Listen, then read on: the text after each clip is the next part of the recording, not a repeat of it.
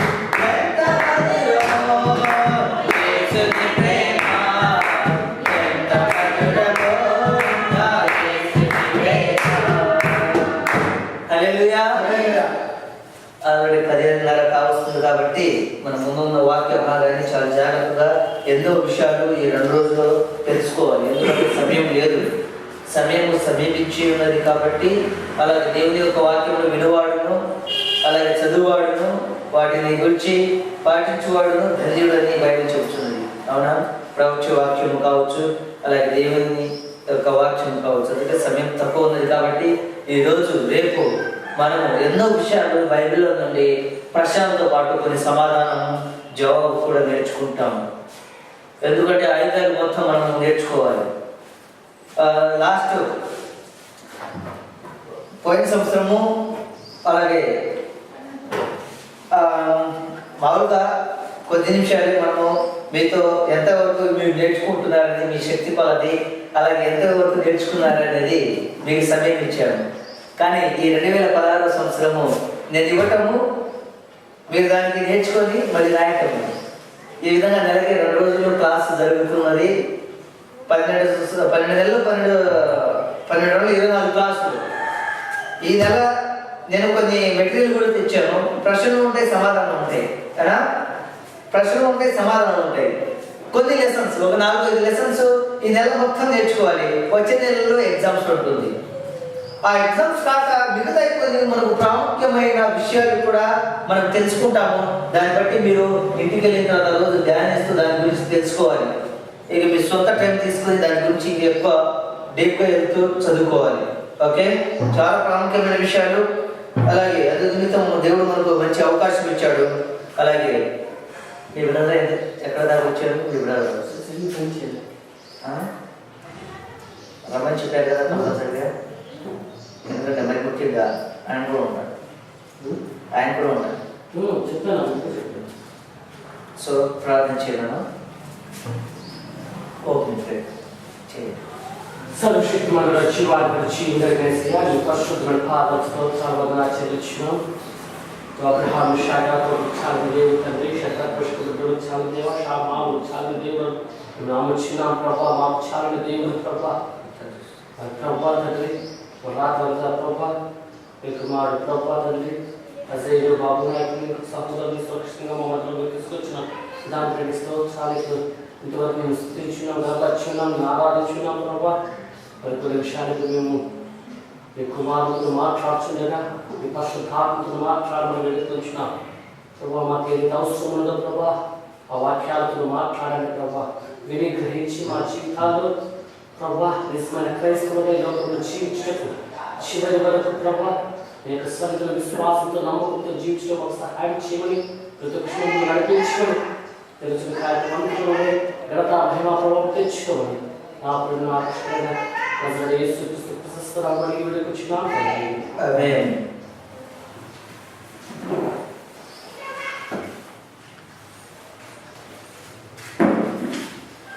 దేవుడు మనల్ని ఎందుకు తయారు చేశాడు, భూమి మీద ఎందుకు ఉంచాడు అనేది ఒక చిన్న పల్లవి పాడుకోను. మానవుడా కారణ జన్ముడా నీ జన్మకు కారణముంది. మానవుడా కారణ జన్ముడా నీ జన్మకు కారణముంది. పూలెందుకు కాయలెందుకు బుధువులెందుకు కాలెందుకు, పూలెందుకు కాయలెందుకు బుధువులెందుకు కాలెందుకు, ఉన్నవన్నీ నీ కోసమేనని నీవు దేవుని కోసమేనని, ఉన్నవన్నీ నీ కోసమేనని నీవు దేవుని కోసమేనని గమనించి తెలుసుకో, గ్రహించి మలుచుకో, గమనించి తెలుసుకో, గ్రహించి మలుచుకో, నీ జన్మకు కారణముంది. నీ జన్మకు కారణముంది. మానవుడా కారణ జన్ముడా నీ జన్మకు కారణముంది. హల్లెలూయా. చాలు.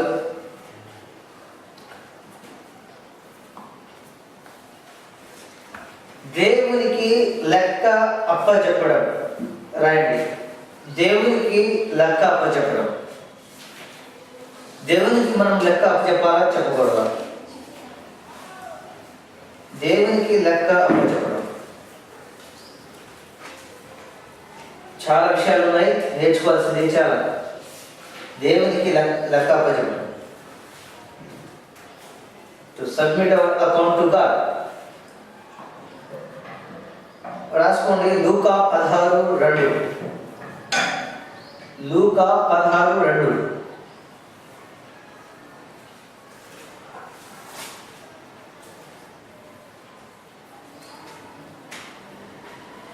మరి లూకా 20:35 వచనం. లూకా 20:35 వచనం. రోమా 14:12. రోమా 14:12. గలితీయులు 3:6. గలితీయులు 3:6.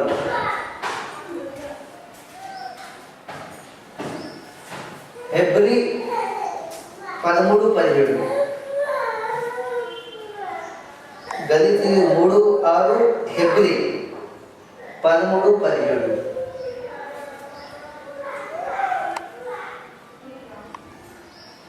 యోబు 33:13, యోబు 33:13, కీర్తన 144:3, కీర్తన 144:3, మత్తయి 12:36.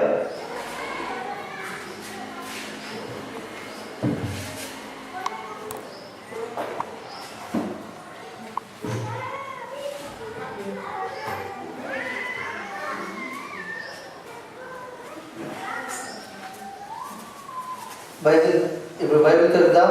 అక్కడ ఉన్న వచనాలు బట్టి బైబిల్ తెలిసి బైబిల్ ఏమో చెప్తుంది ఒక మానవుడు జీవితం గురించి, అలాగే ఓన్లీ బ్రతుకుతున్నామంటే ఎందుకు బ్రతుకుతున్నాం, నిజంగా మన యొక్క లెక్కని దేవునికి అప్పచెప్పాలా అప్పచెప్పకూడదా అని బైబిల్ ఏం చెప్తుంది అనే విషయాన్ని మనము బైబిల్ నుండి తెలుసుకుందాం. లూకా 16:2.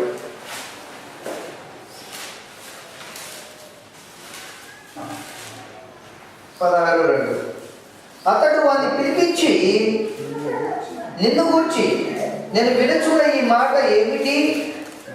నీ గృహ నిర్వాహకత్వపు లెక్క అప్పగించు. నీవు ఇంకా మీదట గృహ నిర్వాహకుడవై ఉండవల కాదని వానితో చెప్పాను.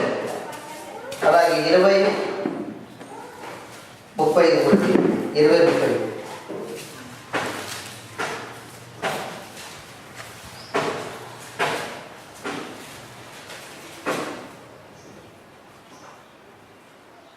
పరమును మృతుల పునరుద్ధానమును పొందుటకు యోగ్యులని ఎంచబడిన వారు పెళ్లి చేసుకున్న కొనరు, పెళ్లికి బడరు.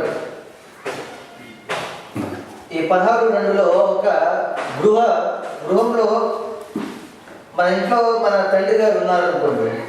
తండ్రి గారు ఒక 20 రూపాయలు లేకపోతే 100 రూపాయలు ఇచ్చి మనల్ని బయటకు పంపించారు అనుకోండి.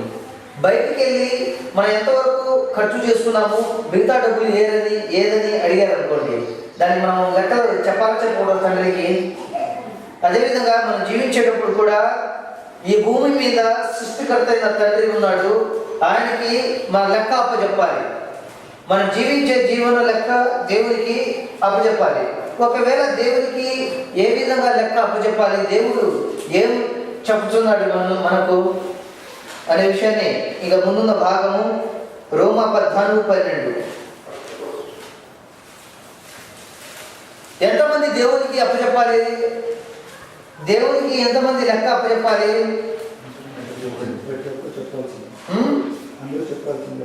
చూడండి ఇక్కడ రోమా 14:12.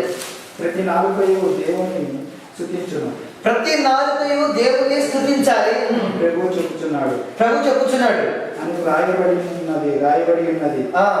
కనుక మనలో ప్రతి వాడును తన్ను గూర్చి దేవునికి లెక్క అప్పగింపవలేను. దేవునికి లెక్క అప్పగింపవలేదు అంటే భూమి మీద ప్రతి మానవుడు, ప్రతి ఒక్కళ్ళు అలాగే దేవుని స్తుతించాలి. ఎందుకు స్తుతించాలంటే ఆయన మనల్ని సృజించాడు కాబట్టి. ఓకే, ఆయన మనం ఎరగాలి. ఇంకోటి ఏంటంటే మనము దేవుడు మనల్ని సృజించాడు కాబట్టి ఆయన తండ్రి చిత్తపరంగా, ఆయన వాక్యసారంగా మనం జీవించాలి. మనం చేసే ప్రతి పనిలో దేవుడు ఒకవేళ లెక్క అడిగితే మనల్ని మనం లెక్క అప్పచెప్పాలి. ఎందుకు లెక్క అప్పచెప్పాలి? ఎవరు యొక్క లెక్క అప్పచెప్పాలి? ముందున్న భాగము తీయండి. గలితీయులు 3:6. గలితీయులు 3:6. అబ్రహాము దేవుని నమ్మెను, అతనికి నీతిగా ఎంచబడెను. కాబట్టి విశ్వాస సంబంధులై అబ్రహాము కుమారులని మీరు తెలుసుకొనుడి. దేవుడు విశ్వాసము మూలముగా అన్య జనులను నీతిమంతులుగా తీర్చునని లేఖనములు ముందుండి చూచిను. ముందుగా చూచి ముందుగా చూచి నీ ఎందుకు అభినందించినందరూ ఆశీర్వదింపబడుదురు అని అబ్రహాము సువార్తను ముందుగా ప్రకటించాను. అబ్రహాము దేవుని నమ్మాను, అది అతనికి నీతిగా ఎంచబడేది. మరి మనం కూడా దేవుని నమ్మినట్లయితే మనం కూడా నీతిగా ఎంచబడతాము. అబ్రహాము ఏ విధంగా తన విశ్వాసాన్ని దేవునితో ఏ విధంగా నమ్మాడో ఆ విధంగా ఆయన దేవుని చేత అభిషేకించాడు. అలాగే ఒక విశ్వాస అయిన తండ్రి భూమి మీద ఒక పేరు తెచ్చుకున్నాడు.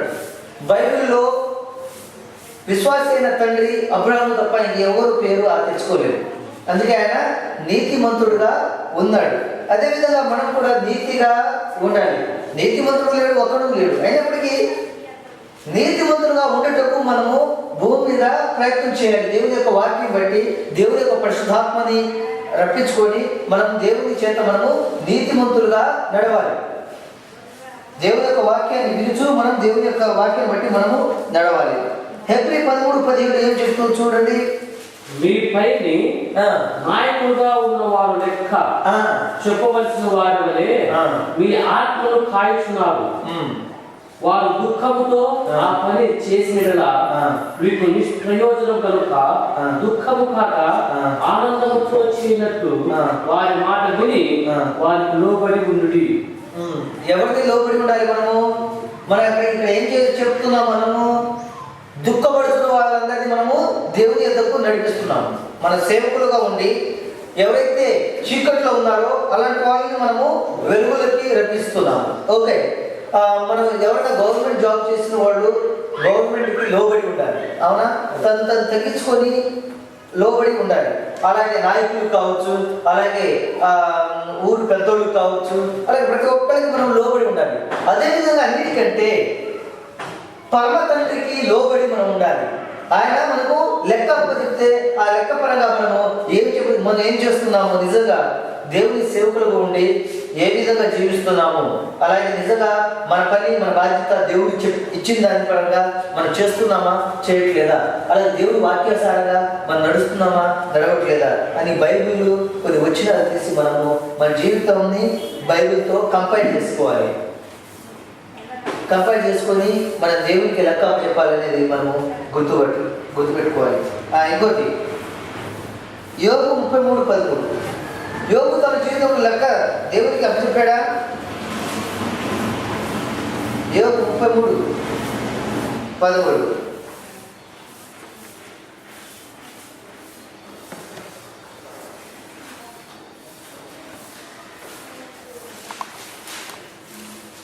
తన క్రియలలో దేని గురించి ఆయన ప్రత్యుత్తరం ఇయ్యడు.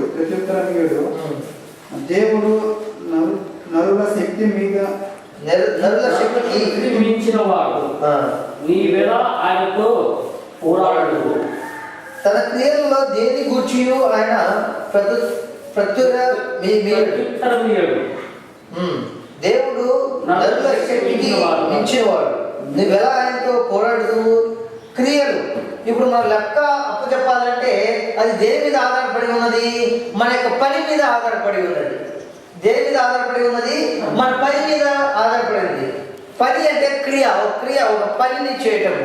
ఏ విధంగా ఎలాంటి పనిని చేయడము? ఓకే, దేవుని యొక్క ఆజ్ఞని విధంగా లేకపోతే దేవుని వాక్యం విధంగా మనం మించినట్లయితే అలాంటి పనిని కూడా మనం దేవునికి లెక్క చెప్పాలి.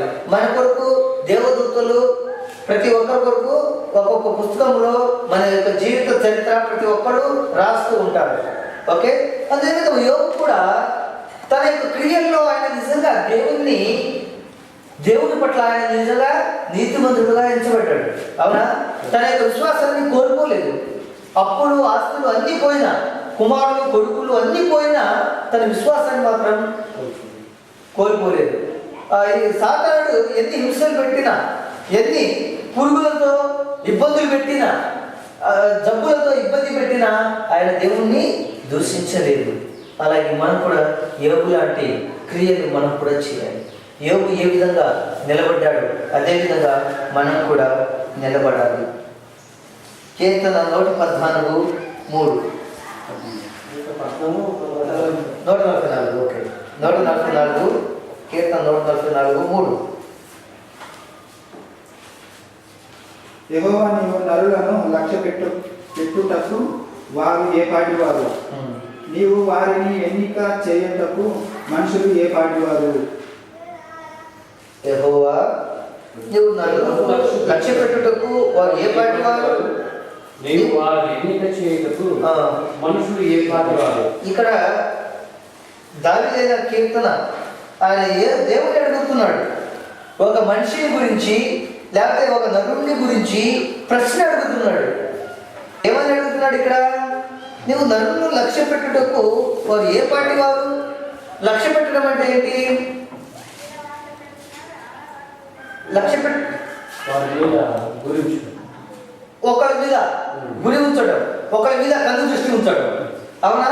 వారు అందుకే మనము అపొస్తలుల్లో మనం చూస్తాము, ఈ సువార్తలో యూదులు అలాగే ఇశ్రాయేలు చూస్తాము. వాళ్ళు ఎప్పుడు యేసుక్రీస్తు వైపే కన్ను ఉంచి ఆయన ఏ తప్పు చేస్తాడా అని ప్రతిదీ వాళ్ళు రియాక్ట్ అయ్యేవాడు, ప్రతిసారి రియాక్ట్ అయ్యేవాడు. అవునా? మనం కూడా మనిషిని చూస్తాము, అలాగే ఆయన ఎప్పుడు చిక్కుతాడా లేకపోతే ఆయన తప్పు ఏం చేస్తాడా అని ఒకరి మీద మనం కన్ను దృష్టి పెడుతూ ఉంటాము. ఓకే, అలాగే రెండో విషయం చూడండి, నీవు వారిని ఎన్నిక చేయుటకు మనుషులు ఏ పాటి వారు. దేవుడు మనల్ని ఎన్నిక చేసుకున్నాడంటే మనం ఏ పాటి వారము? నిజంగా మనం అరువులేమైనా? దేవుడు మనల్ని ఎందుకు చేసుకోవటం ఏంటి?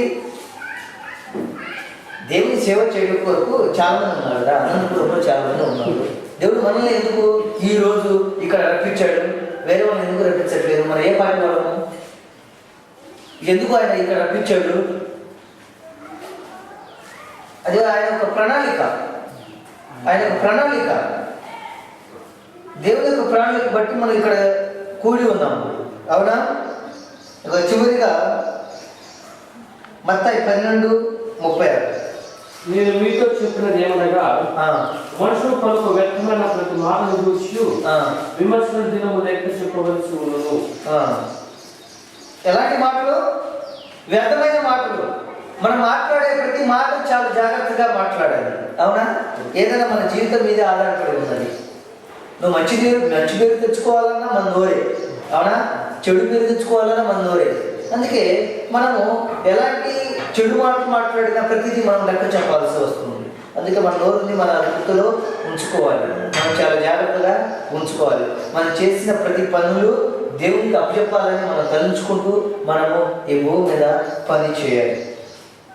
ఓకే, ఇది దేవుని యొక్క లెక్క అప్పచెప్పడం. చివరికి ప్రతి ఒక్కరు భూమి మీద ఉన్న ప్రతి మానవుడు దేవునికి లెక్క అప్పచెప్పాల్సిందే. ఓకే, రూమ్ చీకటిగా చేసేస్తున్నాడు అది.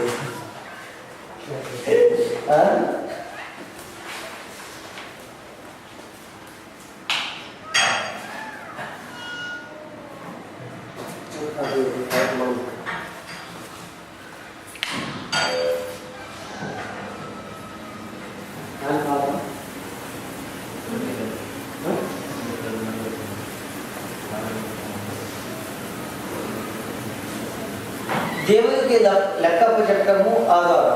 ఓకే, ఇంకోటి ఇది చాలా ప్రాముఖ్యమైన టాపిక్. బైబిల్ని ఏ విధంగా అర్థం చేసుకోవాలి, ఇది చాలా ప్రాముఖ్యమైన ఘట్టం.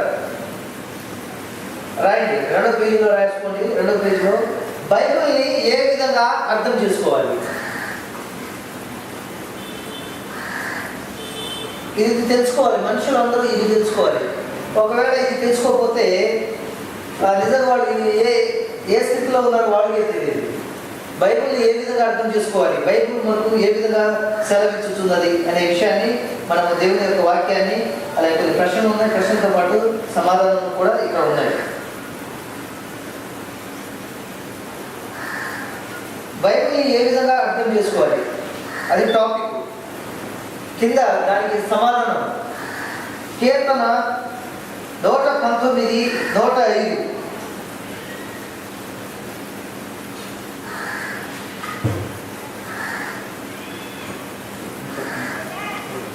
నూట 19, 105.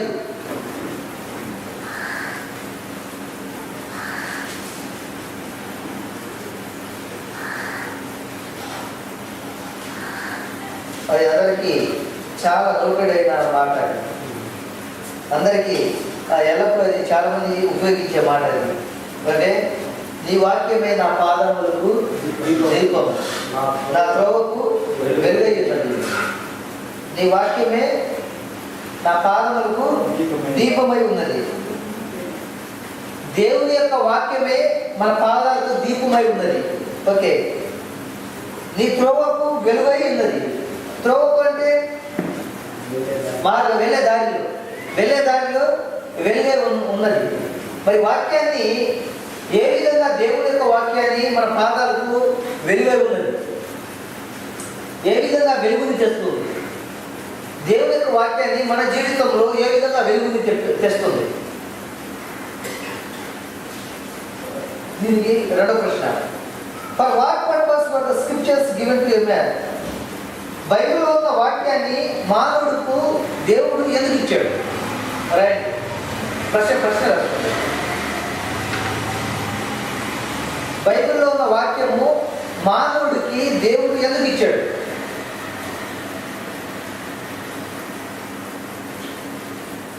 వాక్యము మానవుడికి ఎందుకు అని షార్ట్ కట్ కూడా రాసుకోండి. ప్రశ్న, వాక్యము మానవుడికి ఎందుకు?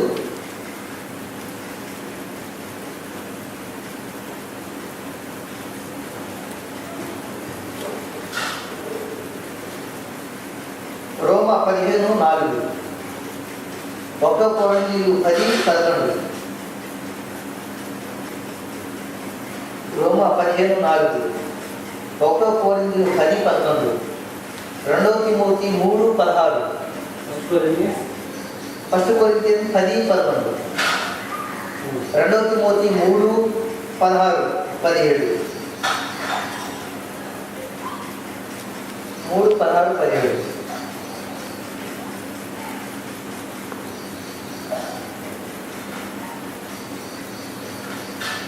దేవుని యొక్క వాక్యము మనుషుడికి ఎందుకు? రోమా 15:4 చదవండి.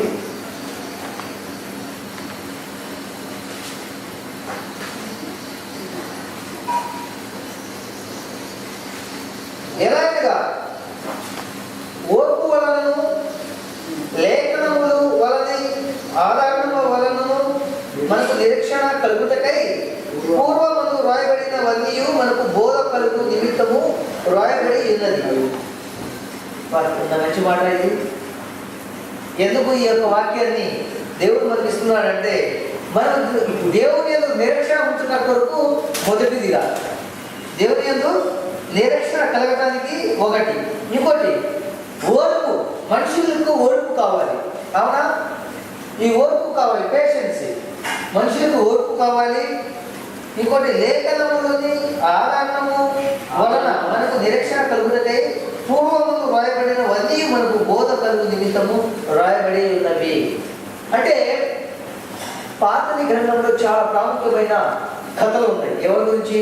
నోవా గురించి కావచ్చు, అబ్రహాము గురించి కావచ్చు, యేసోపు గురించి కావచ్చు, రూతు గురించి కావచ్చు, ఎస్తేరు గురించి కావచ్చు, దావీదు గురించి కావచ్చు, సాంసన్ గురించి కావచ్చు. ఇవన్నీ లేఖనంలో ఉన్నాయి. ఇవన్నీ దాన్ని ఆధారం చేసుకొని మనము వాటి వల్లే మనం జీవిస్తున్నాం. వాళ్ళు మనకు ఉదాహరణగా ఉన్నారు. అవునా? అందుకే మనము పూర్వముందు రాసిన లెక్కల పరంగా, లేకపోతే వాళ్ళ యొక్క జీవిత పరంగా మనం వాళ్ళని ఒక ఉదాహరణగా వాళ్ళు ఏ విధంగా జీవించారో, వాళ్ళకి నిరీక్షణ ఏ విధంగా కలిగింది, అలాంటి నిరీక్షణ మనకు కూడా కలగాలని బైబిల్ లేఖనాన్ని పరిశోధించుకుంటూ మనము జీవిస్తున్నాం. ఈ విధంగా బైబిల్ మనకు ఒక నిరీక్షణ, జీవితంలో ఒక గొప్ప నిరీక్షణని కలుగు చేస్తుంది. ఓకే, 1 కొరింథీయులు 10:11 ఇక్కడ ఏం చెప్తుంది బైబిల్?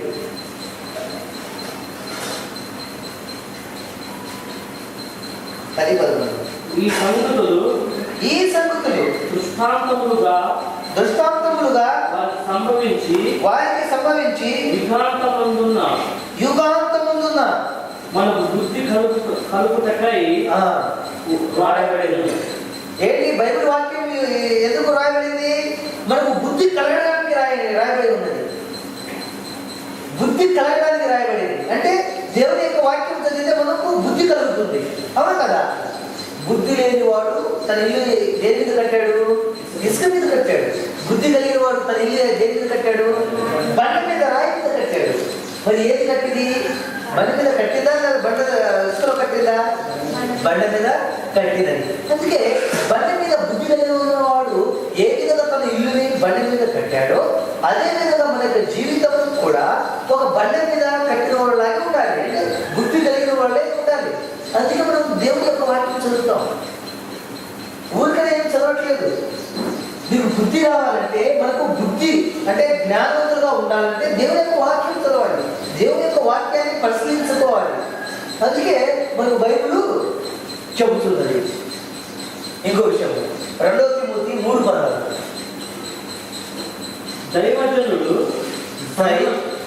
దైవజనులు సన్నరుడై ప్రతి సత్కార్యములకు పూర్ణముగా సిద్ధపడి ఉన్నట్లు దైవ వేషము వలన కలిగిన ప్రతి లేఖనము ఉపదేశించుటకును, ఖండించుటకును, తప్పు దిద్దుటకును. చూడండి, రాయబడి ఉన్నది. ఈ లేఖనములు ఎందుకు దేవుడు మన యొక్క జీవితంలో మనం చదువుకోవాలంటే ఇది చాలా ప్రాముఖ్యమైన లేఖనములు. ఓకే, ఉపదేశించుటకును, సిద్ధపడి ఉంటున్నట్లు దైవ దేశము వలన కలిగిన ప్రతి లేఖము. ఓకే, మొదటి ఏంటి? ఉపదేశించుటకును, ఖండించుటకును, తప్పు దిద్దుటకును, మనం చేసే తప్పుని దిద్దుటకును, నీతి యందు శిక్ష చేయుటకును, నీతి యందు శిక్ష చేయుటకును ప్రయోజనకరమై ఉన్నది. ఇదండి దేవుడు ఎందుకు మనకు ఈ లేఖనాలను మన జీవితంలో ఇచ్చాడంటే ఖండించడానికి ఇచ్చాడు, ఉపదేశించడానికి ఇచ్చాడు. అలాగే మన తప్పుల్ని సరిచేయడానికి బైబిల్ నేర్పిస్తుంది మనకి. అవునా? నీతి యందు నిలబడటానికి బైబిల్ నేర్పిస్తుంది. బైబిల్ యొక్క వాక్యాలు నేర్పిస్తుంది. అందుకే మనం బైబిల్ లేఖనాలు ఊరికనే దేవుడు ఏం ఇవ్వలేదు. మరి ఈ బైబిల్ లేఖనాలు మనం చదవకపోతే ఏ విధంగా తెలుస్తుంది? తప్పు అనేది ఎలా తెలుస్తుంది? ఇప్పుడు మన ముఖం బాగాలేదు, ఉదయాన్నే లేచి మనం ముఖాన్ని అద్దం కల చూస్తూ ఉంటాము. అద్దంలో చూస్తేనే కదా మన ముఖం మీద ఏమున్నది, కడుక్కోవాలా లేకపోతే తుడుచుకోవాలా అని తెలిసేది. బైబిల్ కూడా అంతే. బైబిల్ ఒక అద్దం లాంటిది. అర్థాన్ని ఏ విధంగా రోజు మనం చూస్తామో అదేవిధంగా లేఖనాలు కూడా రోజు మన జీవితంలో చదువుకున్నప్పుడు మనల్ని సరిచేస్తుంది, మన జీవితాన్ని సరిచేస్తుంది. మూడోది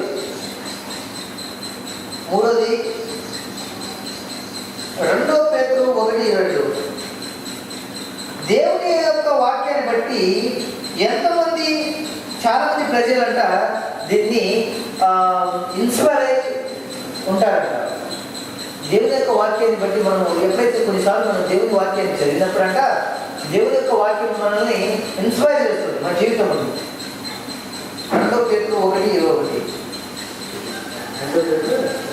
1:21 ఏలయనగా ప్రవచనమే ఎల్లప్పుడూ మనుషుల ఇచ్చిన బట్టి కలవలేదు కానీ మనుషులు పరిశుద్ధాత్మ వలన ప్రేరేపింపబడిన వారై దేవుని మూలంగా పలికిరి. ఎలా ఇవ్వబడింది? ప్రవచనవాక్యమును ఏ విధంగా ఇవ్వబడింది? బైబిల్లో ఉన్న చాలా మంది ప్రాముఖ్య ప్రజలు, అలాగే యెషయా, అలాగే ఇర్మియా గారు, అలాగే దానియేలు, వీళ్ళందరూ కొంతమంది ప్రవచనాలు బైబిల్లో రాశారు కదా. ఆ ప్రకటనలో చూస్తూ యోహాను గారు, ఇవన్నీ ప్రవచనాలు ఏ విధంగా కలిగిందంటే పరిశుద్ధాత్మ వల్ల ప్రేరేపణ కలిగించి ఇవ్వబడినది. అలాంటి పరిశుద్ధాత్మ ద్వారా ప్రేరేపణ కలిగిన వాక్యాన్ని మనం ఏ విధంగా తెలుసుకోవాలి? అందుకే వాక్యము చాలా ప్రాముఖ్యమైనది. మన యొక్క జీవితాల్లో ఈ యొక్క వాక్యాన్ని దీన్ని బట్టి మనము నడుచుకోవాలి. How should we regard the writing of the Bible? We should receive the scriptures not as the word of men, but as the truth, the word of God to us. దేవుని యొక్క వాక్యాన్ని ఏ విధంగా బైబిల్లో నుండి మనకు సెలవిచ్చుచున్నది? దేవుని యొక్క వాక్యాన్ని బైబిల్లో నుంచి ఏ విధంగా సెలవిచ్చుచున్నది? 1 దశలోనికలు 2:13 ఒకటో దశలోనికలు 2:19.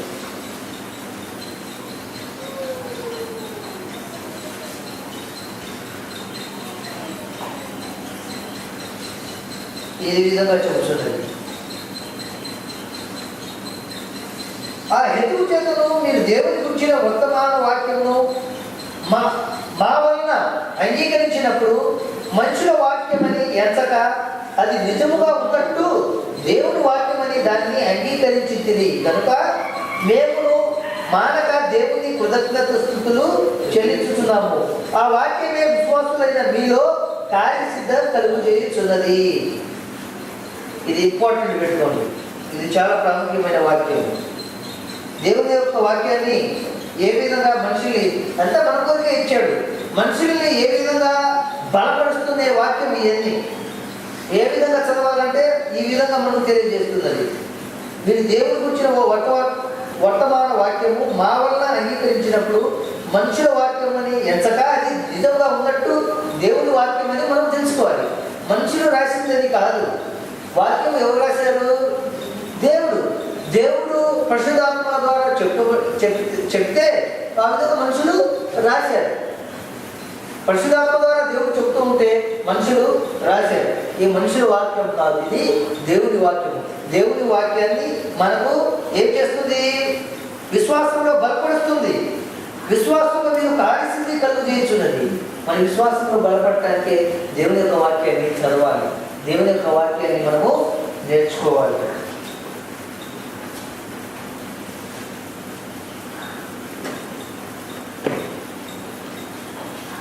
బైబిల్ ఎందుకు అర్థం చేసుకోవాలి? బైబిల్ని ఎందుకు అర్థం చేసుకోవాలి? మత్తయి సువార్త 22:29.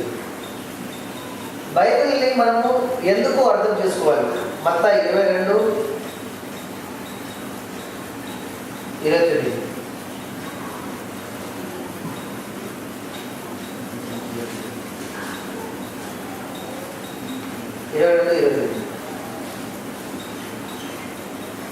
అదొక యేసు లేఖనము కానీ దేవుడి శక్తిని కానీ డైరెక్ట్ మీరు పోరాడబడుచున్నారు. యేసుక్రీస్తు ప్రశ్నిస్తున్నాడు ప్రజల్ని. ఏంటి? లేఖములు కానీ దేవుడి శక్తిని కానీ ఎనగక మీరు పోరాడుతున్నారు. దేవుని శక్తిని అలాగే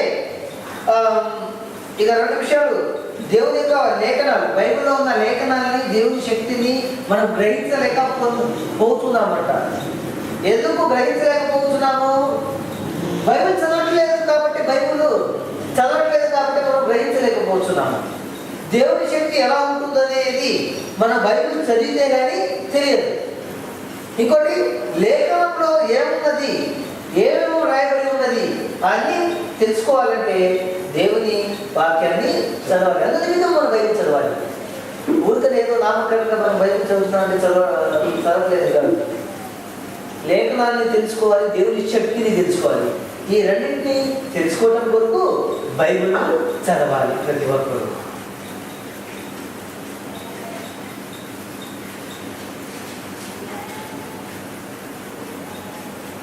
What helps do we need in order to understand God's word? దేవుని యొక్క వాక్యాన్ని మనం అర్థం చేసుకోవటానికి మనకు ఏం అవసరం? దేవుని యొక్క వాక్యం ఉన్నాయి కదా, దేవుని యొక్క వాక్యాన్ని కొన్నిసార్లు మనకు అర్థం అవుతుంది. మరి అర్థం అవ్వలేనప్పుడు మనకు ఏ విధంగా అర్థం చేసుకోవాలి? ఒకసారి లూకా 24:45 రాసుకోండి.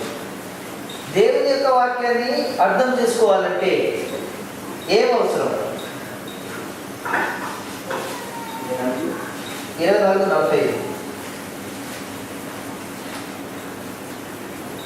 తన చేతులను 24:45.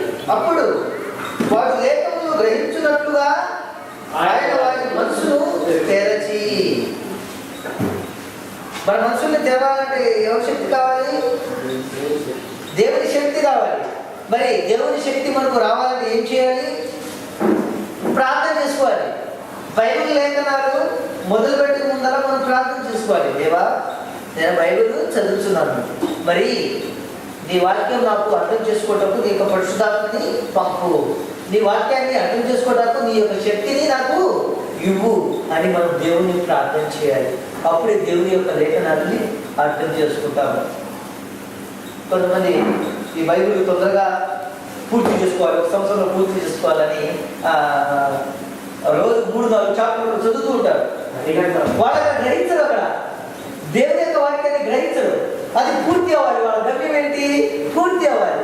కానీ బైబిల్లో ఏం చెప్తున్నది అనేది చాలా జాగ్రత్తగా నెమ్మదిగా గ్రహించి తెలుసుకోవాలి. తెలుసుకుంటేనే కదా మనం అర్థం చేసుకునేది. ఊరికనే చదివి అర్థం అవుతుంటే వేస్తే కదా వృధా, అంత వ్యర్థమే. అందుకే బైబిల్ని చదివేటప్పుడు చాలా జాగ్రత్తగా మనము చదవాలి. చదివే 10 వచనాలు కావచ్చు, లేకపోతే 20 వచనాలు కావచ్చు, ఒక చాప్టర్ కావచ్చు, ఒక అధ్యాయం కావచ్చు, మనము చాలా జాగ్రత్తగా దేవుని యొక్క సహాయం పొందుకొని అర్థం చేసుకోవటం మనం అర్థం చేసుకోవాలి. వాక్యాలు ఒకే వాక్యాన్ని పట్టుకొని కొంతమంది ఒక సిద్ధాంతాన్ని బయట పెడుతున్నారు, అది తప్పు. అవునా?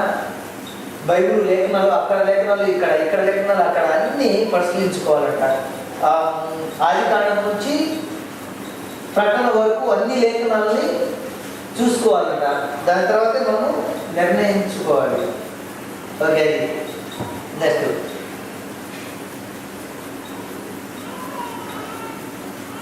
దేవుని యొక్క బైబిల్ సత్యాన్ని తెలుసుకోవటానికి దేవుడు ఏ రీతిలో మనల్ని నేర్పిస్తున్నాడు? దేవుని యొక్క బైబిల్ సత్యాన్ని తెలుసుకోవటానికి దేవుడు ఏ విధంగా మనకు నేర్పిస్తున్నాడు? ఇది ప్రశ్న.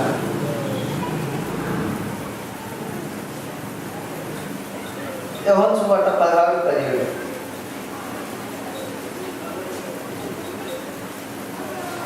బైబిల్లో యోహాను సువార్త 16:17.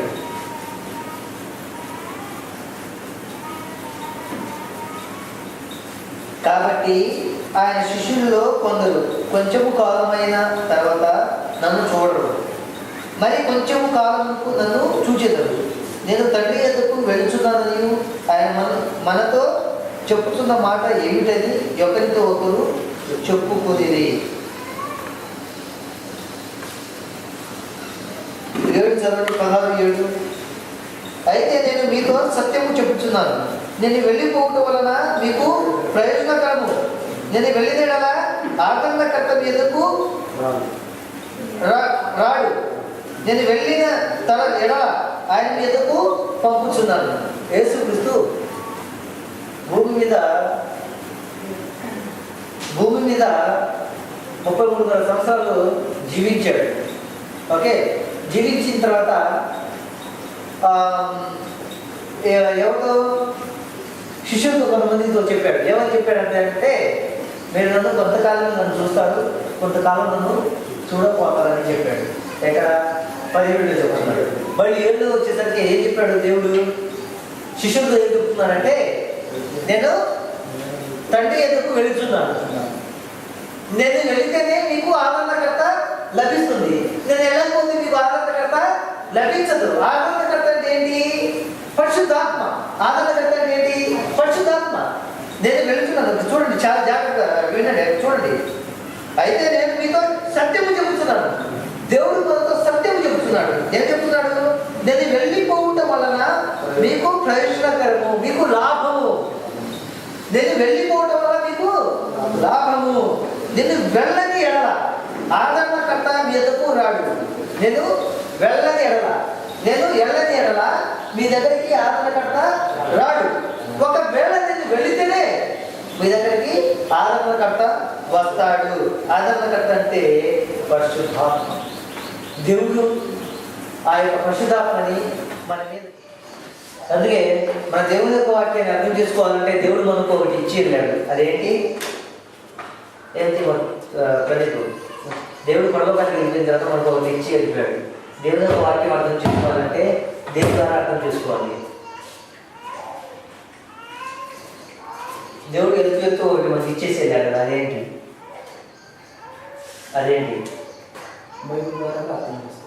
బైబిల్ ద్వారా నేను చదువుకుంటే అనుభవం అట్లా ఏం చేయాలి? ఆయన ద్వారా ప్రార్థించాలి. ఫస్ట్ ప్రార్థనలో ఏమొస్తుంది? ప్రార్థించడం వల్ల మనకి జ్ఞానం, దేవుడు మనకి పరిశుద్ధాత్మ ద్వారా జ్ఞానం. అది ముఖ్యమైనది. పరిశుద్ధాత్మ ఏంటి? పరిశుద్ధాత్మ. దేవుని యొక్క పరిశుద్ధాత్మ లేకపోతే మనకు బైబిల్ అర్థమవుతుంది. దేవుని యొక్క పరిశుద్ధాత్మే మనల్ని అర్థం చేసుకునేలాగా తయారు చేస్తుంది. దేవుని యొక్క పరిశుద్ధాత్మే మనల్ని నడిపిస్తుంది. దేవుని యొక్క పరిశుద్ధాత్మని మనకు ధ్యానిస్తుంది. సాతాను శోధనలో అలాగే ఇబ్బందులు ఉండినప్పుడు లేకపోతే సమస్యలు ఉండినప్పుడు దేవుని యొక్క పరిశుద్ధాత్మ మనల్ని బయటికి తీస్తుంది. హల్లెలూయా. దేవుని ఎంత మాట చెప్తున్నాడు. అందుకే ఆయన పరలోకానికి వెళ్తే మనకు పరిశుద్ధాత్మ ఇచ్చేయగలిగాడు. ఆ పరిశుద్ధాత్మ ద్వారా మనం దేవుని యొక్క వాక్యాన్ని లేఖనాన్ని అర్థం చేసుకోవాలి. మన సొంత శక్తి చాలు. ఇంకోటి 14:26 చదవండి. 14:26 అదే 26 ఆదరణకర్త అనగా తండ్రి నా నాలుగున పంపబో పరిశుద్ధాత్మ సమస్తమును మీకు బోధించి నేను మీకు చెప్పిన సంగతులన్నిటినీ మీకు జ్ఞాపకం చేయును. హల్లెలూయా. హల్లెలూయా. హల్లెలూయా. హల్లెలూయా. భూమి మీద తండ్రి యేసుక్రీస్తు ఏదైతే బోధించి వెళ్ళాడు ఇవన్నీ మనకు జ్ఞాపకం చేయడం కొరకు మనకు ఇక్కడ హెల్పర్ ఎవరు? ఇక్కడ సహాయకుడు పరిశుద్ధాత్మ. సహాయకుడు ఎవరు? ఇక్కడ పరిశుద్ధాత్మ. ఆ పరిశుద్ధాత్మ ద్వారా మనము ఈ దీన్ని అర్థం చేసుకోవాలి. తండ్రి మొత్తం చెప్పాడు. భూమి మీద బైబిల్లో ఉన్న ప్రతి లేఖనాన్ని తండ్రి చెప్పాడు.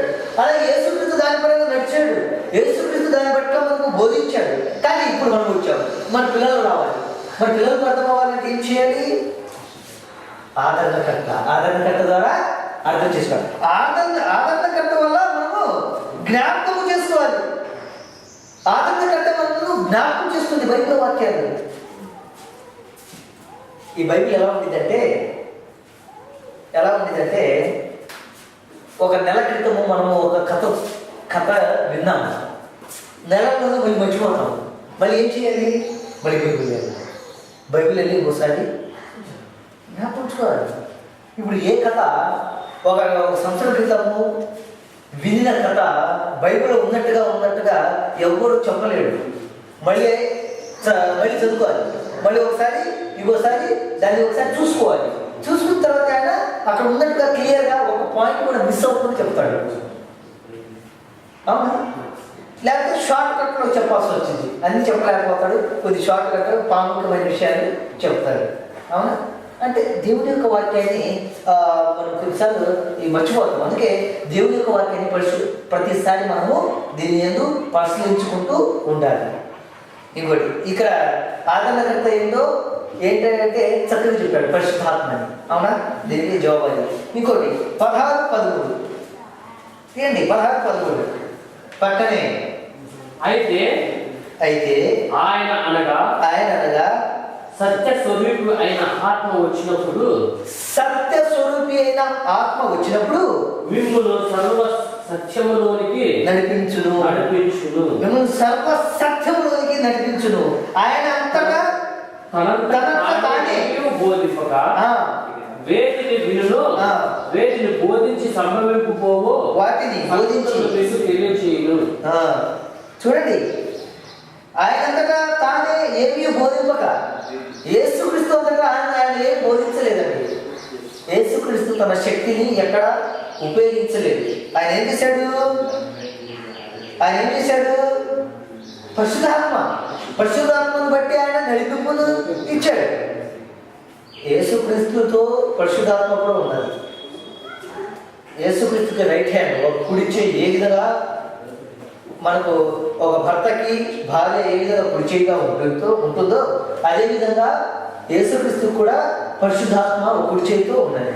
అందుకే దేవుడు పరలోకానికి వెళ్తూ ఈ యొక్క పరిశుద్ధాత్మని భూమి మీద పంపించి ఉంచేసి వెళ్ళిపోయాడు. ఎప్పుడైతే మన పరిశుద్ధాత్మని మనము తలుచుకుంటామో అప్పుడు మనకు దేవుని యొక్క వాక్యాన్ని అర్థం చేసుకుంటాం. దేవుని యొక్క సత్యంలో నడిపిస్తుంది. అది ఇంకో విషయం, how often should we study the Bible?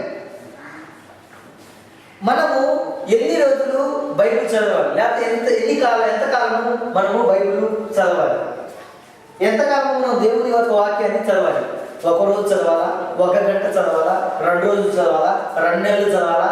1 సంవత్సరం చదవాలా? 10 సంవత్సరాలు చదవాలా? 20 సంవత్సరాలు చదవాలా? ఎన్ని రోజులు మనము బైబిల్ చదవాలి? అపోస్తుల కార్యములు 17-11 తీయండి.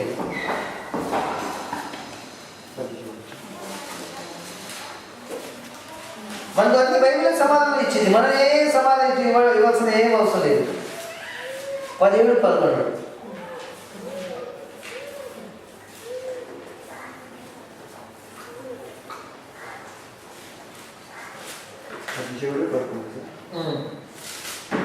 మీరు తెస్సలోనియలో ఉన్న వారి కంటే గనులై ఉంది కనుక ఆసక్తితో వాక్యం అంగీకరించి పౌలు శీలాను చెప్పిన సంగతులు అలా ఉన్నావో లేవో అని ప్రతి దినము లేఖనములు పరిశోధించుతున్నది. లేఖనాలు పరిశోధించుతూ వచ్చేది. హల్లెలూయా. గలితీయుల సంఘంలో గలితీయులు ప్రాంతంలో పౌలు గారు ఉండినప్పుడు వాడు దేవుడి యొక్క లేఖాన్ని ప్రతిరోజు పరిశోధించుకుంటూ వచ్చాడట. ఎన్ని రోజులు? ప్రతి దినం. మనం కూడా దేవుడి యొక్క వాక్యాన్ని ప్రతి దినము పరిశోధించుకుంటూ రావాలి. ప్రతి దినాన్ని దాన్ని చదువుకుంటూ రావాలి. ప్రతి దినం దాన్ని అర్థం చేసుకుంటూ రావాలి. Okay, what method of study should we follow? మనం ఎలాంటి వాక్యాన్ని బట్టి మనము నడుచుకోవాలి? ఇది ప్రశ్న. మనం ఎలాంటి వాక్యాన్ని బట్టి మనము నడుచుకోవాలి? యెషయా రాసిన గ్రంథము 28:9. యెషయా రాసిన గ్రంథము 28:9-10.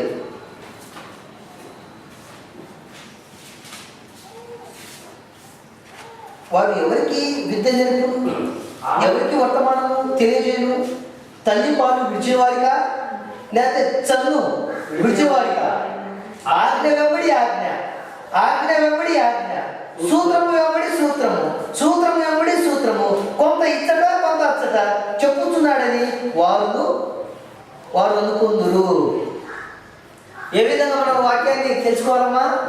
నేను చెప్పాను కదా, వాక్యం ఒక్క విషయం. ఇప్పుడు దీని తర్వాత అక్కడే చెప్తాను డైరెక్ట్గా. బయట ఉన్న ప్రపంచాన్ని దేన్ని నమ్ముతుంది, ఏం చేస్తుంది అనే విషయాన్ని అక్కడికి వెళ్తాం బైబిల్లో. ఓకే, ఇక్కడ మనకు బైబిల్ని ఏ విధంగా మనం పరిశోధించుకోవాలి, ఏ విధంగా ఒక సత్యాన్ని తెలుసుకోవాలి చూడండి. మళ్ళీ ఇంకోసారి చూద్దాం. ఆజ్ఞ వెంబడి ఆజ్ఞ, ఆజ్ఞ వెంబడి ఆజ్ఞ, సూత్రము వెంబడి సూత్రము, సూత్రము వెంబడి సూత్రము, కొంత ఇచ్చట కొంత అచ్చట చెప్పుతున్నాడని వారు అనుకుందురు. కొంత అచ్చట, కొంత అక్కడ, కొంత ఇక్కడ. ఆజ్ఞ వెంబడి ఆజ్ఞ, తర్వాత ఆజ్ఞ, ఆజ్ఞ తర్వాత ఆజ్ఞ, తర్వాత సూత్రం. బైబిల్లో సూత్రాలతో పాటు సంబంధించింది. సూత్రం అంటే ఏంటంటే బైబిల్లో అన్నీ ఒక కనెక్షన్గా ఉన్నది. ఇప్పుడు ఒక చైన్ సిస్టమ్ లాంటిది బైబిల్ అంటే. ఒక చైన్ సిస్టమ్ లాంటిది, ఒక గొలుసు. మనం ఒక చైన్లో ఇప్పుడు గోడ ఉంది, మన పొలాలు ఉంది కదా, పొలాల్లో ఫెన్సింగ్ కట్టాలంటే ఫెన్సింగ్ కట్టాలి కదా, చుట్టూ పోల్స్ పెట్టేసి ఫెన్సింగ్ కట్టాలి. ఒక పోల్ పెట్టి ఫెన్సింగ్ కట్టడానికి కుదురుతుందా? కుదరదు. అలాగే దేవుని యొక్క వాక్యం కూడా ఎన్ని పోల్స్ ఉన్నాయో అన్ని వాక్యాన్ని తీసుకోవాలి. బైబిల్లో ఎన్ని పోల్స్ ఉన్నాయో, ఇప్పుడు చైన్లో మనం పోల్స్ వేస్తాం కదా, అక్కడక్కడ చుట్టూ కనీసంగా 50-40 వేస్తాము. అవునా? అవి వేసిన తర్వాత కదా మనం ఫెన్సింగ్ వేసి ఒక ఆకారం వస్తుంది. అవును కదా, దాన్ని ఫెన్సింగ్ అంటారు. అదే విధంగా దేవుని యొక్క వాక్యం కూడా ఈ విధంగా మనము ధ్యానించుకోవాలి. ఈ విధంగా ఎన్నో రెఫరెన్స్ టెస్ట్ కావాలి. ఒకటి కాదు, ఒకటి ఉంటే కాదు, ఒకటి తెలిస్తే కాదు. అందుకే బైబిల్ వాక్యాన్ని ఆజ్ఞ వెంబడి ఆజ్ఞ, సూత్రం వెంబడి సూత్రము మనము తెలుసుకోవాలి. అక్కడ కొంచెం ఇక్కడ కొంచెం, ఎక్కడ కొంచెం అన్ని కంపైల్ చేసుకోవాలి. దేవుడికి భయపడము, దేవుడికి భయపడము. ఎక్కడ ఉంది బైబిల్, ఎక్కడ ఉన్నది అన్నీ తెలుసుకోవాలి. అక్కడ కొంచెం, అక్కడ కొంచెం, అక్కడ కొంచెం, అక్కడ కొంచెం మొత్తం తెలుసుకొని మనము దేవుని పట్ల నడుచుకోవాలి. ఓకే, ఈ విధంగా మనము ముందుకు కొనసాగాలి. ఓకే, ఇంకో విషయం. What attitude should we take to new life as revealed in the word of God?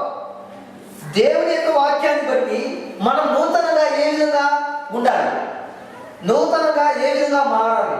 దేవుని యొక్క వాక్యం ద్వారా మనం నూతనంగా ఏ విధంగా మారాలి? సామెతలు 1:23. కీర్తన తర్వాత సామెతలు ఉంటుంది 1:23. ఎట్లాగా జ్ఞానం లేని వారా మీరెన్నాడు జ్ఞానం లేనివారుగా ఉండకూడదురు. అభాసకులారా, మీరెన్నాడు అభ్యాసకులు చేయుచు ఆనందితులు. బుద్ధి లేనులారా, మీరెన్నాడు జ్ఞానము అసహించుచు కొందరు. చూడండి ఏ విధంగా దేవుడు బైబిల్లో ఏ విధంగా ప్రజల్ని హెచ్చరిస్తుంది, ప్రజల్ని ఏ విధంగా హెచ్చరిస్తుంది. మన ఎన్నాళ్ళు జ్ఞానం లేని వారుగా దర్శించాలి, ఎన్నాళ్ళు బుద్ధి లేని వారుగా ఉండాలి, ఎన్నాళ్ళు మనము అపహాసకులుగా ఉండాలి. Proverbs 1:23. 1:23 సామెతలు 1:23 ఎన్నాళ్ళు ఉండాలి? నా గద్దింపు విని తిరిగి దానికి సమాధానం చూడండి. యోహాను సువార్త 7:17.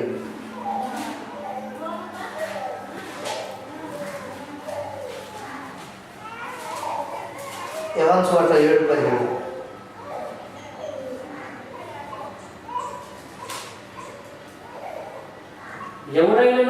ఎవడైనను ఆయన చిత్తము చొప్పున చేయ నిశ్చయించుకొని ఎడల ఆ బోధ దేవుని వల్ల కలిగినదో లేక నా అంతట నేనే బోధించుచున్నానో వాడు తెలుసుకోవాలి. ఏ విధంగా తెలుసుకోవాలి? ఎవడైనా అంట భూమి మీద ఉన్న ప్రతివాడు ఎవడైనా తన చిత్తము చొప్పున చేయని ప్రతివాడు ఆయనకి సంబంధించిన వాడు కాదు. దేవుడు చిత్తపరంగా చేస్తేనే మనము ఆయన సంబంధించిన వాళ్ళము. ఒకవేళ యేసుక్రీస్తు దేవుని చిత్తపరంగా మనం చేయలేదనుకో, దేవుని చిత్తసారంగా మనము నడవలేదనుకో, మనము ఆయన వారము కాము. అందుకే బైబిల్ ఏం చూపించడు, లేక నా అంతటా నేనే బోధించుతున్నానా వాడు తెలుసుకున్నాడు. చర్చ్ ఆఫ్ క్రైస్ట్, క్రీస్తు సంఘం వాళ్ళు, యెహోవా సాక్ష్య వాళ్ళు, అలాగే అపోస్తులు, రోమా క్యాథలిక్ వాళ్ళు, వీళ్ళు ఉన్నారు కదా, వీళ్ళందరూ ఉన్నారు. వీళ్ళందరూ ఒక్కొక్కళ్ళు ఒక్కొక్క సిద్ధాంతాన్ని బయటపెట్టి మాదే సత్యం, మాదే నిత్యం అని చెప్తున్నారు. ఈ వాక్యానుసారంగా మా అంతటా మేమే ఆదివారం సెలవు దినంగా ప్రకటించామని ఈ పోపు అయిన కాన్స్టెంట్ చక్రవర్తి ఆయన దేవుని బైబిల్ కంటే వ్యతిరేకంగా మా అంతటా మేమే వాక్యాన్ని ఆదివారాన్ని సెలవు దినంగా ప్రకటించాము, ఆరాధనగా ప్రకటించామని చెబుతున్నాము. అవునా? ఎవరి సిద్ధాంతం వాడిది. కానీ దేవుని యొక్క వాక్యం పరంగా నడుస్తున్నారో నడవట్లేదో తెలుసుకోవాలి. మరి అలాంటి వాడు తన యొక్క సొంత శక్తితో, తన సొంత ఆలోచనతో ఒక సిద్ధాంతాన్ని బయటపెట్టి తప్పుడు బోధలో, తప్పుడు ఆలోచనలో, తప్పుడు బాటలో ఉన్నారు. అందుకే లేఖనాలను అన్ని పరిశీలించుకోవాలి. ఓకే ఓకే ఇక 2 క్వశ్చన్లు ఉన్నాయి. ఈ యొక్క ఇంకోటి, whom is the Bible revolution? ప్రకటన, బైబిల్ ఉన్న ప్రకటన గ్రంథము ఎవరి కొరకు? ప్రకటన గ్రంథం ఉంది కదా బైబిల్లో, అది ఎవరి కొరకు? కొలస్సీయులు 1:12-19 వరకు మీరు ఇంటికి వెళ్ళిన తర్వాత చదవవచ్చు. లూకా 24:25-27. కొలస్సీయులు 1:12-19. లూకా 24:25-27. లూకా చదువుతాం. లూకా 24:25-27. ఇవన్నీ దేవుని యొక్క రాకడ ముందల ఏమేమి జరుగుతున్నది అనేది ఒక భయంకరమైన తెగుళ్ళు, భయంకరమైన నిబంధన కొరకు మనకు సూచిస్తుంది. క్రీస్తు ఇలాగు శ్రమపడి తన మహిమలో ప్రవేశించిన అగత్యం కాదా అని వారికి చెప్పి, అవును 27 మోషేయు సమస్త ప్రవక్తలను మొదలుకొని లేఖనముల అన్నింటిలో తనను కూర్చి వచనముల భావము వారికి తెలిపేది. ఇంతలో తాము వెళ్ళుచున్న గ్రామము దగ్గరకు వచ్చినప్పుడు ఆయన ఇంకా కొంత దూరం వెళ్ళినట్లు ఆగపడగా, వారు సాయంకాలం వచ్చినది పొద్దు కుంగినది, మాతో కూడా ఉండమని చెప్పి ఆయన బలవంతం చేసి కనుక ఆయన వారితో ఊటకు లోపలికి వెళ్ళాను. మీకా 5:2 ఏం చెప్తుందంటే, బెత్లెహేము ఎఫ్రాతా యూదా వారికి కుటుంబములో నీవు స్వల్ప గ్రామమునైన నా కొరకు ఇశ్రాయేలును ఏలబోవాడు నీలో నుండి వచ్చును, పురాతన కాలం మొదలుకొని శాశ్వత కాలము ఆయన ప్రత్యక్షమగు చూడేను. యేసుక్రీస్తు ఈ మొత్తం యేసుక్రీస్తే దేవుని సృష్టికర్త అని. అలాగే సృష్టి యేసుక్రీస్తు ఏమంటాడంటే సృష్టికి ముందు నేను ఉన్నానని చెప్తాను. అబ్రహాము పుట్టక మునిపే నేను ఉన్నానని బైబిల్ చెబుతున్నది. యోహాను సువార్త ఎక్కడ ఉంది? యోహాను సువార్తలో ఉంటుంది. అబ్రహాము పుట్టక మునిపే నేను ఉన్నానని బైబిల్ చెబుతున్నది. అబ్రహాము పుట్టక మునిపే యేసుక్రీస్తు ఉన్నాడంటే అక్కడ యెహోవా కూడా ఉన్నారు కదా, అవునా? ఈ భూమి మొత్తం శాశ్వతం కాదు. అయితే ఈ భూమి మీద తండ్రి, కుమారుడు, పరిశుద్ధాత్మ వీళ్ళ ముగ్గురు పనులు జరిగించున్నది. ఫస్ట్ తండ్రి చేశాడు. తండ్రి కొంతకాలం ప్రజలతో ఒక బిడ్డగా ఉండి సహాయం చేశాడు. తర్వాత యేసుక్రీస్తు వచ్చాడు. యేసుక్రీస్తు తర్వాత చివరిలో పరిశుద్ధాత్మ ఉంది. ఈ పరిశుద్ధాత్మ ద్వారా మనము ఈ యొక్క కృపకాలంలో నడుస్తున్నాము. కృపకాలం అంటే దేవుని కాలంలో గడిపొచ్చు, కృపకాలంలో మనము నడవాలి. ఈ విధంగా సో చివరిగా with what final objective should we study the word. మనం చివరికి బైబిల్లో వాక్యాన్ని ఏ విధంగా దాన్ని ధ్యానించాలి అనే విషయాన్ని యోహాను సువార్త 5:39 బైబిల్లో చివరి హెచ్చరిక మనం బైబిల్ చదవడానికి అర్థం చేసుకోవడానికి 5:39 లేఖనముల యందు మీకు నిత్య జీవము కలదని తలంచుచు వాటిని పరిశోధించుతున్నారు. అవే నన్ను గురించి సాక్ష్యం ఇచ్చుచున్నవి. ఎవరి గురించి సాక్ష్యం ఇచ్చుతున్నది? లేఖనాలు యేసుక్రీస్తు గురించి సాక్ష్యం ఇచ్చుతున్నది. మనకు ఎవరి గురించి? యేసుక్రీస్తు గురించి సాక్ష్యం ఇచ్చుతున్నది. లేఖనాలు చదివినప్పుడు మనకు యేసుక్రీస్తు జీవితాన్ని ఏ విధంగా నడుచుకున్నాడో ఆ విధంగా మనము చూస్తాము. ఆ రోజు మనం ఆ యొక్క సముద్రం దేవుడు నీవు కాదు బల సముద్రం అక్కడ ఉండేటప్పుడు వేయిందంటే స్టేజ్ వాళ్ళు మన దగ్గర వచ్చారు కదా, ఆయన చెప్పారు కదా యేసుక్రీస్తు వలె జీవించాలని. కొన్ని లేఖనాలు మత్తయి సువార్త నుంచి ప్రకటన వరకు మొత్తం యేసుక్రీస్తు యొక్క జీవిత చరిత్ర ఒక సాక్ష్యాన్ని గురించి మొత్తం బయట వాక్యాలు మొత్తం బయట తెచ్చారు, అవునా? చూడండి, ఒక వాక్యం నమ్మితే కాదు, బైబిల్లో చాలా వాక్యాన్ని అక్కడక్కడ అంతా పరిశీలించుకొని మనం దాన్ని ధ్యానించాలి. అది దేవుని యొక్క వాక్యాన్ని బట్టి నడుచుకుంటాం. ప్రతి ఒక్క పాట పాడుగా, ఒక పాట పాడు.